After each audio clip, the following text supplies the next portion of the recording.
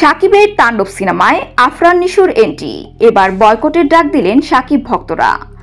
সম্প্রতি শুরু হয়েছে রায়হান রাফির পরিচালিত সাকিব খানের তাণ্ডব সিনেমা, আর সেই সিনেমা নিয়েই অনেক এক্সাইটেড সকল সাকিব ভক্তরা।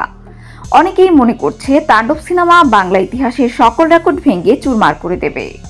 আরও অনেকেই বলছে রায়হান রাফির মেকিং দুর্দান্ত, তিনি এবার বিশাল চমক নিয়ে আসবে তাণ্ডব সিনেমায়। তবে এবার জানা যায় তাণ্ডব সিনেমার একটি গুরুত্বপূর্ণ রোলে কেমিও দিতে আসছে অভিনেতা আফরান নিশো। এমন খবর প্রকাশের পর অনেকেই খুশি হয়েছে, আবার অনেকেই তাণ্ডব সিনেমা বয়কটের ডাক দেন, কারণ সাকিব খানের সাথে আফরান নিশোকে কোনোভাবেই মানতে পারবে না সাকিব ভক্তরা। এমন অহংকার আর উগ্রমেজাজি অভিনেতাকে সাকিব খানের সঙ্গে দেখতে নারাজ তার ভক্তরা। তাদের দাবি, সাকিব খানের তাণ্ডব সিনেমায় আফরান নিশোকে কোনো রুলেই দেখতে চান না সাকিব ভক্তরা। যদি পরিচালক আফরান নিশোকে সিনেমায় এন্ট্রি দেয়, বয়কটের ডাক দেবেন সাকিব ভক্তরা।